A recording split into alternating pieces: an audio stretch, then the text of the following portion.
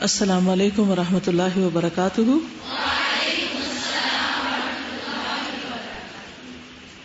نحمده ونصلی علی رسولہ الکریم، اما بعد فاعوذ باللہ من الشیطان الرجیم، بسم اللہ الرحمن الرحیم۔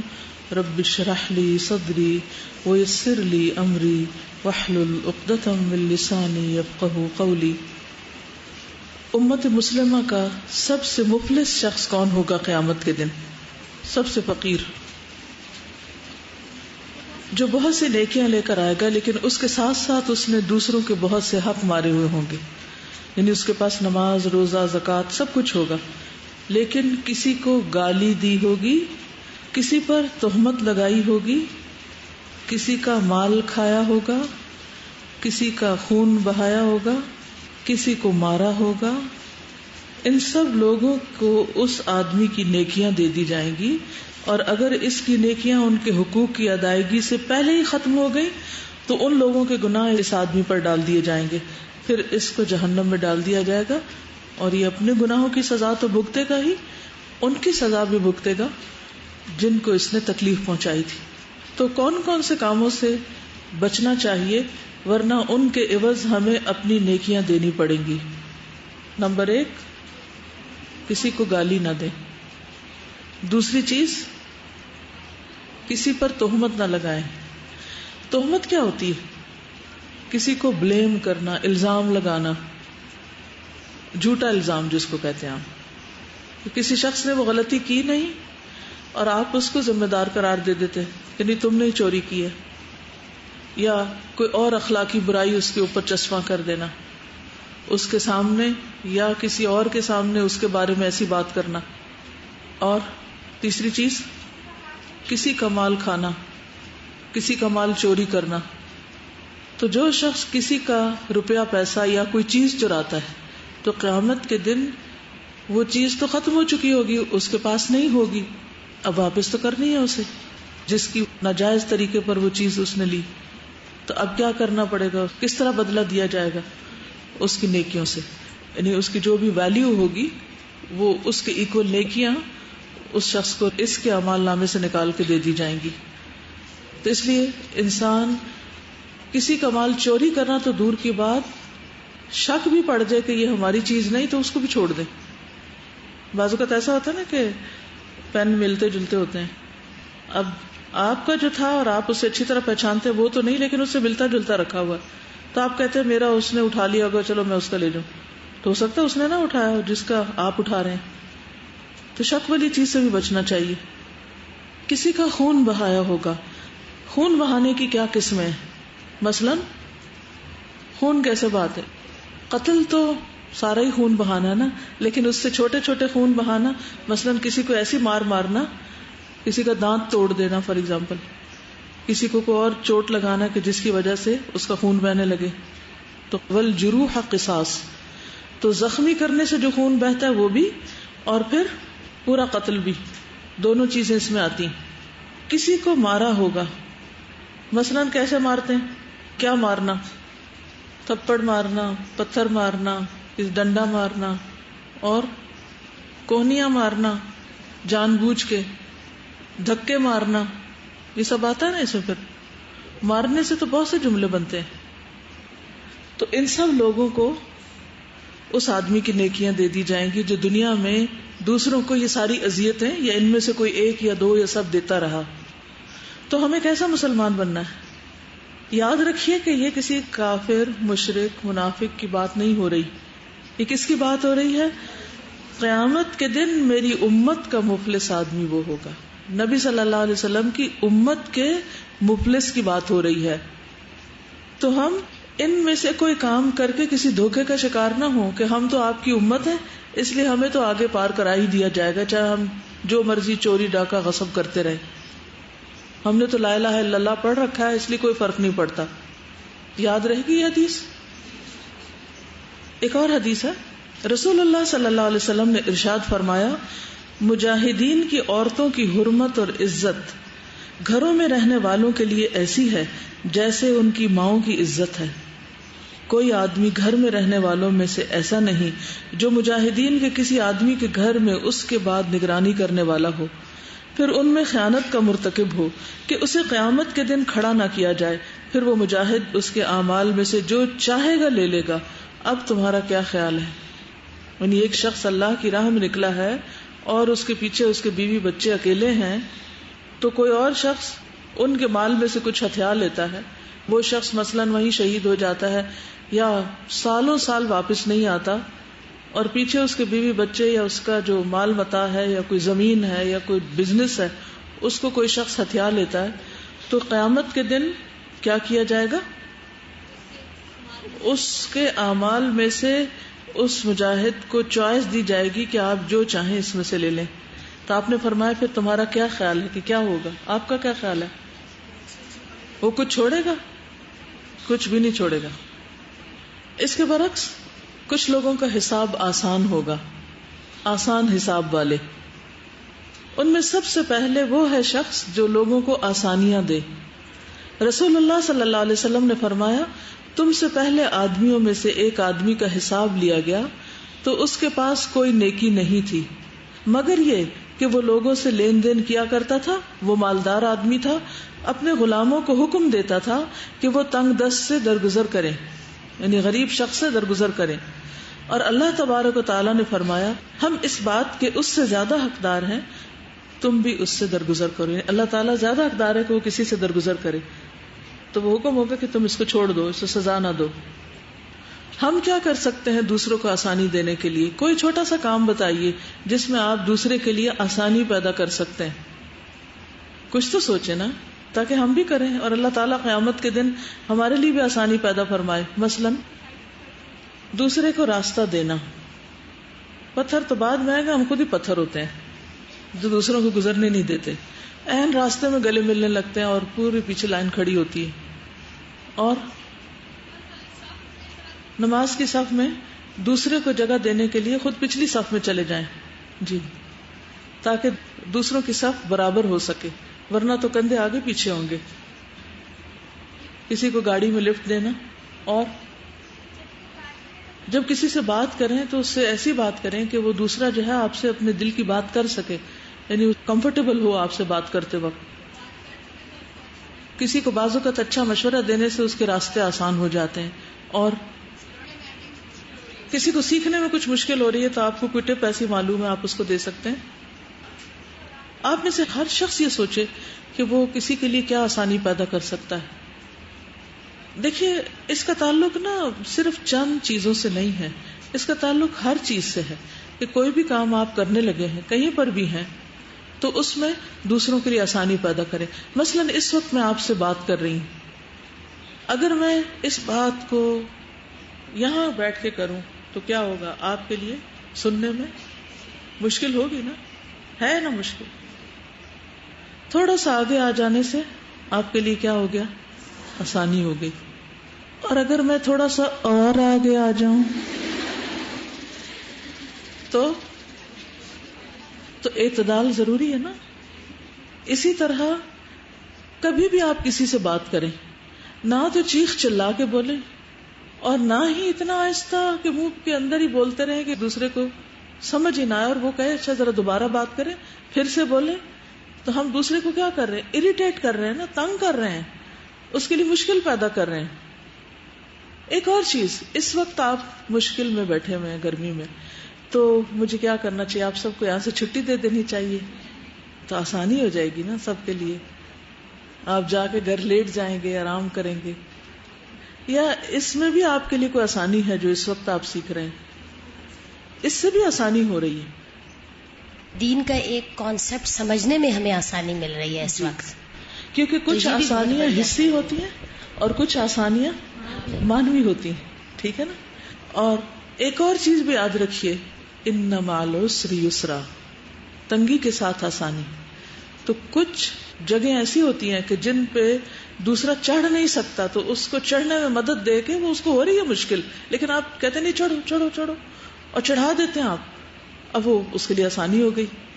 تو بیچ میں مشکل سے وہ گزرا ہے، آپ اس کو مشکل نہیں دے رہے، آپ اس کے لیے کیا کر رہے ہیں؟ الٹیمیٹلی اینڈ دیکھنا پڑے گا کہ وہاں کیا ہے.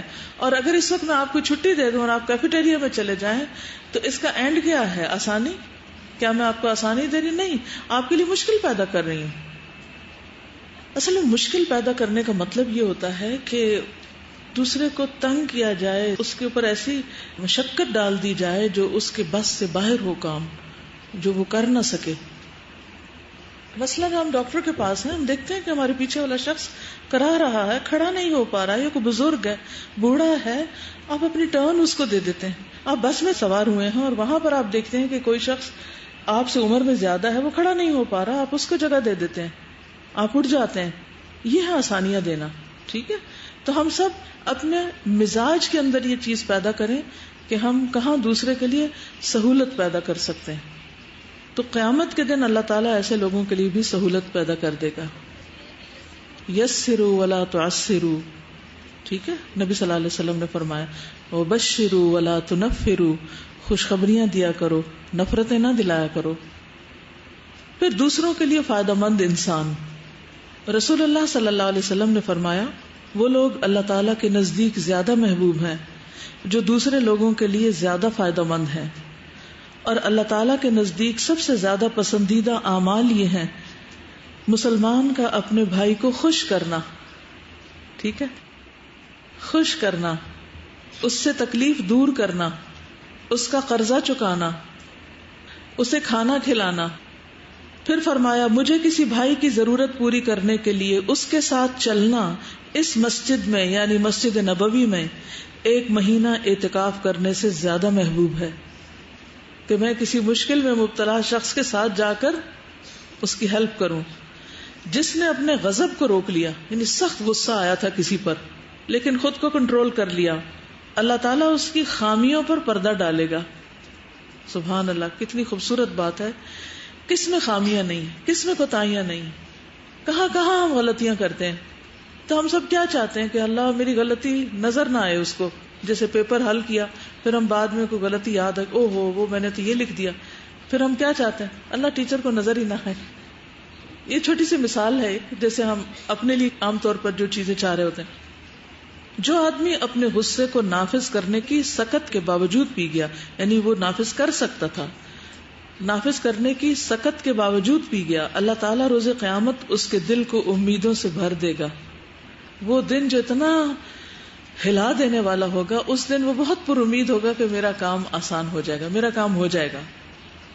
جو اپنے بھائی کے ساتھ اس کی ضرورت پوری کرنے کے لیے چلا، اللہ تعالیٰ اس کو اس دن ثابت قدم رکھے گا، جس دن قدم ڈگمگا جائیں گے، انسان کھڑے نہ ہو پائیں گے.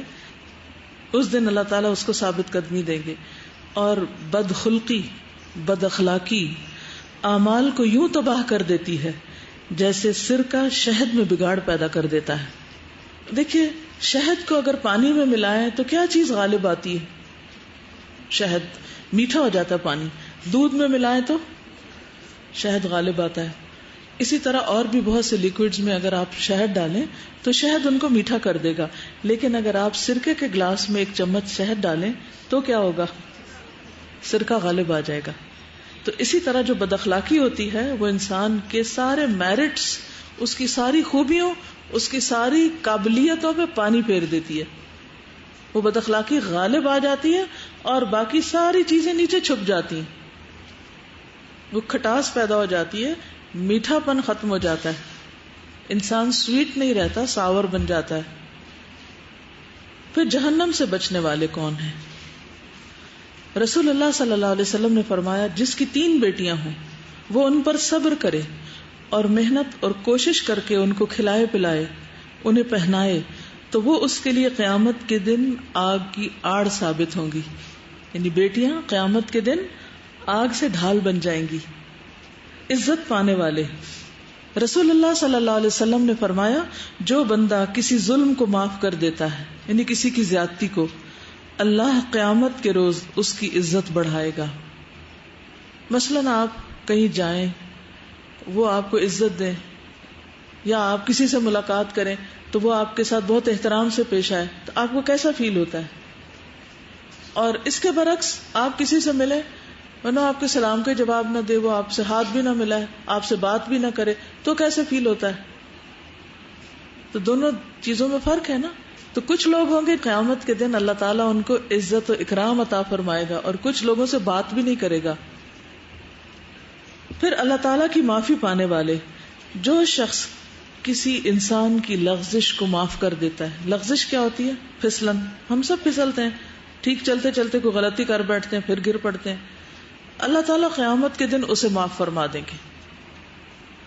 سودا واپس لینے والے دکاندار کی معافی. جس نے اپنے بھائی سے سودا واپس کر لیا، بزنس میں ہوتا ہے نا، آپ چیز لے جائیں، پیسے لیں، پھر 2 دن بعد کوئی آ جائے، نہیں مجھے نہیں یہ چاہیے، آپ میرے پیسے واپس کریں، تو آپ کہیں نہیں اب ڈیل ہو چکی، اب نہیں واپس ہو سکتے. اور اسلامی لحاظ سے اگر دکاندار واپس نہ کرے تو اس کو اجازت ہے. حدیث میں آتا ہے البیعان بالخیار ما لم یتفرقا. خرید و فروخت کرنے والے، انہیں سودا خریدنے بیچنے والے دونوں کو اختیار ہے کہ وہ اپنا سودا واپس کر دیں، ما لم یتفرقا، جب تک وہ ایک دوسرے سے الگ نہ ہو. یعنی خریدنے والا گھر نہ چلا جائے اور دکاندار بھی اسی طرح الگ نہ ہو جائے. لیکن اگر الگ ہونے کے بعد پھر وہ واپس آ کر اپنا سودا واپس کرتا ہے، خریدی ہوئی چیز، اور دکاندار کہتا ہے اچھا کوئی بات نہیں، یہ لو پیسے، تو اس سے بہت بڑا بوجھ ہٹ جاتا ہے. کیونکہ بعض اوقات ہم چیزیں خرید کے پچھتاتے بھی ہیں، کیا ضرورت تھی اس کے لینے کی، یا پسند نہیں آتی، یا کوئی بھی وجہ ہوتی، یا اس سے سستی کہیں اور مل رہی ہوتی، تو ہم کہتے ہیں ہاں یہ پہلی واپس ہو جائے نا کسی طرح. تو جو واپس کر لے اس کا اتنا بڑا اجر ہے کہ قیامت کے دن اللہ تعالیٰ اس کی غلطیوں کو معاف کر دیں گے. پھر اللہ کی رحمت پانے والے، رسول اللہ صلی اللہ علیہ وسلم نے فرمایا جو چڑیا کو ذبح کرتے ہوئے اس پر رحم کرے گا، قیامت کے دن اللہ تعالیٰ اس پر رحم کرے گا. آپ میں سے کسی نے چڑیا ذبح کی ہے؟ کسی نے بھی نہیں کی. اللہ اکبر. آپ سب کو ذبح کرنی آنی چاہیے، ورنہ تو آپ رحم کر ہی نہیں سکتے چڑیا پر. جب پنکھے چلتے ہیں تو عام طور پر کیا ہوتا ہے، ایک دم چڑیا آتی ہے اور گر جاتی ہے اور تڑپنے پھڑکنے لگتی ہے، تو آپ کا کیا فرض بنتا ہے، کیا کریں اب اس پر؟ چھوڑ دیں پھڑکنے کے لیے، اٹھا کے بن میں پھینکا ہے؟ کیا کریں؟ ذبح کر لیں اس کو. ذبح کرنے سے کیا ہوگا، اس کی جان جلدی نکل جائے گی اور وہ سکون میں آ جائے گی. اور ذبح کا جو اسلامی طریقہ ہے اس سے جانور کو زیادہ تکلیف بھی نہیں ہوتی. اب کیسے سکھائیں آپ کو ذبح کرنا؟ جانور کے گلے میں ایک جگہ ہوتی ہے کہ جس کے پار چھری پھیرنی ہوتی ہے، ٹھیک، اس سے اوپر نہیں، اس سے نیچے. تو وہ ایک مخصوص علامت ہوتی ہے، گلے کے اندر گلٹیاں سی ہوتی ہیں، تو اس کو سامنے رکھ کر. اور رحم کرنے کا کیا ہوتا ہے کہ چھری جو ہے نا وہ پیچھے رکھی جائے، اور جب جانور کو بالکل پوری طرح لٹا لیا جائے اور اس کو سہلا دیا جائے، پھر بسم اللہ اللہ اکبر پڑھ کر ایک دفعہ چھری پھیر دی جائے، یعنی ساری گردن اڑا دے. یعنی ایسے چھری پھیری جائے تاکہ اس کا خون باہر نکل آئے. آپ کو یہ آنا چاہیے تاکہ آپ کسی بھی پرندے، کسی بھی ایسی چیز کو جو اذیت کی موت مر رہی ہو، اس کو آپ ذبح کر کے فارغ کر دیں. ذبح کرنے میں یہ ہے کہ چھری تیز ہونی چاہیے. جب کسی چڑیا کو شور مچاتے سنے تو دیکھیں اس کا بچہ تو نہیں گھونسلے سے گر گیا، تو وہ واپس اٹھا کے رکھ دیں، کیونکہ نہ وہ اڑ سکتا نہ چڑیا چونچ اٹھا کے لے جا سکتی ہے، تو بڑا تکلیف دہ منظر ہوتا ہے، وہ بھی رحم میں آ جاتا ہے. تو بہرحال میں نے سمجھا آپ نے بچپن میں ہی سیکھ لیا ہوگا، کیونکہ یہ منظر تو اکثر گھروں میں ہوتا ہے چڑیا پھڑکنے کا. نہیں تو مرغی سے سیکھ لیں، مرغی ذبح کر کے سیکھ لیں. چلیے، اللہ کی قربت پانے والے لوگ. رسول اللہ صلی اللہ علیہ وسلم نے فرمایا، اے ام سلیم، کیا تجھے علم نہیں ہے کہ میں نے اپنے رب سے شرط لگائی کہ میں ایک انسان ہوں، دوسرے انسانوں کی طرح خوش بھی ہوتا ہوں اور ناراض بھی ہوتا ہوں. سو میں جس امتی پر ایسی بد دعا کروں جس کا وہ حقدار نہ ہو، تو اللہ اس کے حق میں اس بد دعا کو اس کے لیے پاک کرنے والی، اس کا تزکیہ کرنے والی اور روز قیامت اپنے قریب کرنے والی بنا دے. یعنی وہ بد دعا ذریعہ بن جائے اللہ کے قرب کا اس شخص کے لیے جو اس بد دعا کا مستحق نہیں تھا. سوری کارڈ جو ہے اس پر یہ دعا لکھی ہوئی ہے. ٹھیک ہے، کبھی ایسا ہوتا ہے نا غصے میں آ کے انسان کسی کو کچھ کہہ دیتا ہے، اپنے بچوں کو ہی کہہ دیتا ہے، بعض اوقات بہن بھائیوں کو کہہ دیتا ہے، لڑائی شڑائی میں ہو جاتا ہے. پھر بعد میں انسان جب ٹھنڈا ہوتا ہے غصہ تو سوچتا ہے کہ نہیں میں نے زیادتی کی ہے، پھر آپ کو سوری کرنا چاہیے جا کے. لیکن کئی دفعہ ایسا ہوتا ہے کہ انسان سے سوری بھی نہیں ہو پاتی، تو پھر انسان کیا کرے؟ جب تک سوری کرنے کے قابل ہو دعا کرے، اور وہ دعا آپ یاد کر لیں. چھوٹا سا کارڈ ہے، اور میں چاہوں گی کہ آپ سب کو اس دعا کا پتہ ہونا چاہیے، کیونکہ یہ قیامت کے دن فائدہ دے گی انسان کو. قیامت کے دن کا بہترین عمل، نبی صلی اللہ علیہ وسلم نے فرمایا، جو آدمی صبح و شام 100 مرتبہ سبحان اللہ و بحمدہ پڑھتا ہے، قیامت کے دن کوئی اس سے زیادہ افضل عمل نہیں لا سکتا سوائے اس کے جس نے اس کے برابر یا اس سے زیادہ پڑھا ہو۔ اب اس کے لیے ہمیں کیا کرنا ہوگا کہ ہمیں بھولے نہیں، کسی کام کے ساتھ باندھ لیں اس کو۔ کئی دفعہ جلدی بھی ہوتی ہے نا، تو پھر رہ جاتا ہے، ایک جگہ بیٹھ کے نہیں پڑھ سکتے، تو کام کے ساتھ باندھنے سے مطلب یہ ہے کہ جیسے واک کر لیں، 5 یا 6 منٹ میں آپ 100 دفعہ پڑھ لیں گے۔ تو اب آپ کیا کر سکتے ہیں کہ 5-6 منٹ 10 منٹ صبح واک کریں، 5-7 منٹ 10 منٹ شام کو واک کریں، اور اس وقت لازم کر لیں اپنے لیے کہ میں نے اس کی تسبیح کرنی ہے۔ دیکھیے یہ جتنے بھی کام ہم پڑھ رہے ہیں نا، یہ صرف ایک بوجھ جمع ہو جائے گا اگر ہم نے کرنے کے منصوبے نہ بنائے کہ کرنا کیسے، ہم نے ان کو اپنی عادت میں کیسے ڈالنا ہے۔ تو چھوٹی چھوٹی چیزوں کی نا گرہ باندھ لیں، یہ یہاں کرنا ہے، یہ یہاں کرنا ہے، یہ یہاں کرنا ہے، وہی دن ہوگا، لیکن یہ سارے کام ہوتے جائیں گے ساتھ ساتھ اگر آپ کو کرنے کا ڈھنگ آ جائے۔ اس کو ٹائم مینجمنٹ کہتے ہیں کہ جو آپ کے ٹاسک ہیں ان کو آپ نے کس کس ٹائم پر پورا کرنا ہے۔ چلیے، جہنم میں داخلے سے پہلے اس دن ہی عذاب پانے والے، یعنی کون سے لوگ ہوں گے جو جہنم میں جانے سے پہلے حشر کے میدان میں ہی عذاب پائیں گے، اس کا بھی پتہ ہونا چاہیے۔ گھٹیا چیز صدقہ کرنے والا اپنا صدقہ کھائے گا قیامت کے دن۔ بہت بھوک لگی ہوگی نا اس دن بھی۔ سنن نبی داؤد کی روایت ہے، عوف بن مالک رضی اللہ عنہ سے روایت ہے کہ ایک مرتبہ رسول اللہ صلی اللہ علیہ وسلم ہمارے پاس مسجد میں تشریف لائے۔ آپ کے ہاتھ میں ایک عصا تھا، ڈنڈا، اور کسی نے ردی قسم کی خشک سی کھجوروں کا ایک گچھا لٹکا دیا تھا مسجد کے سین میں کہ لوگ آئیں اور اس کو کھائیں۔ کھجوریں کیسی تھی؟ ردی، خراب اور سوکھی ہوئی۔ آپ نے اس میں اپنی چھڑی ماری، یعنی اس گچھے کے اوپر، اور فرمایا یہ صدقہ کرنے والا اس سے عمدہ بھی صدقہ کر سکتا تھا، جو یہ لایا اس سے بہتر بھی لا سکتا تھا، اور فرمایا یہ صدقہ دینے والا قیامت کے دن ردی کھجورے ہی کھائے گا، کیونکہ جو سزا ہوتی ہے نا وہ عمل ہی کی جزا ہوتی ہے، وہ عمل سے مماثلت رکھتی ہے، جیسا عمل ویسی جزا، کما تدین تدان، دین کا معنی ہی یہی ہے، عمل اور جزا۔ تو جتنی بھی سزائیں ہیں ان میں آپ دیکھیں گے کہ جیسا عمل ہوتا ہے اس سے ملتی جلتی سزا ہوتی ہے، وہ اس کا حصہ ہوتا ہے۔ مثلا مجاہد کے گھر سے کچھ لینے والے کے اعمال میں سے مجاہد کو کہا جائے گا تم لے لو یہاں سے، ہاں؟ تو اسی طرح یہاں پر آپ دیکھیے کہ جو گھٹیا چیزیں صدقہ کرے وہ پھر گھٹیا ہی کھائے گا، کیونکہ ہم جو کچھ بھی دے رہے ہوتے ہیں اللہ کے نام پر وہ دراصل کس کو دے رہے ہوتے ہیں؟ کل بھی بات ہوئی تھی نا،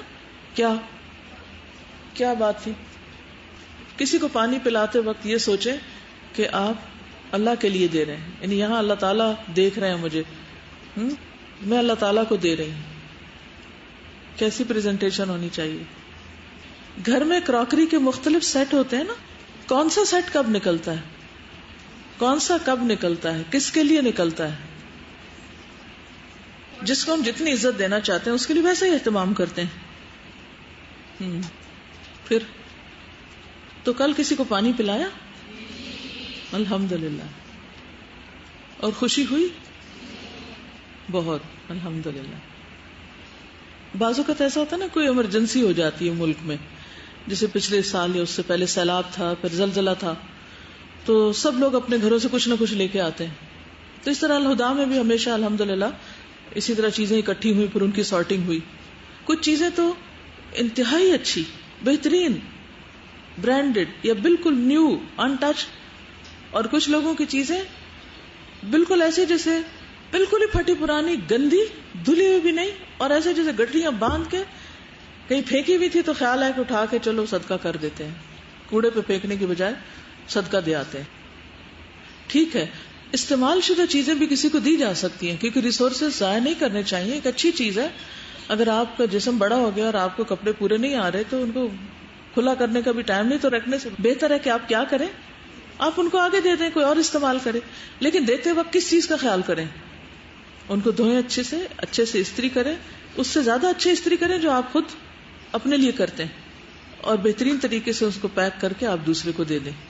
یہ نہیں کہ اس کو پہن کے گندا کر کے میلا کر کے اور پھر اس کو طے بھی نہ لگائیں اور پھینک کے کسی کے حوالے کر دیں, کیونکہ ہر انسان کی عزت ہوتی ہے. ایک ایٹ ٹائمس کچھ لوگوں کو سمجھ نہیں آتا کہ ہمیں دینا چاہیے یا نہیں دینا چاہیے اس کنڈیشن میں یا نہیں.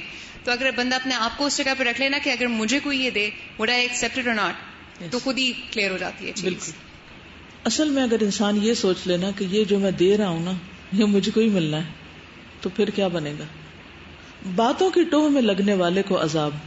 رسول اللہ صلی اللہ علیہ وسلم نے فرمایا, جو شخص دوسرے لوگوں کی بات سننے کے لیے کان لگائے, کسی کے دروازے کے پاس جا کے یا کسی کا فون اٹھا کے, جو اسے پسند نہیں کرتے یا اس سے بھاگتے ہیں, تو قیامت کے دن اس کے کانوں میں سیسا پگھلا کر ڈالا جائے گا.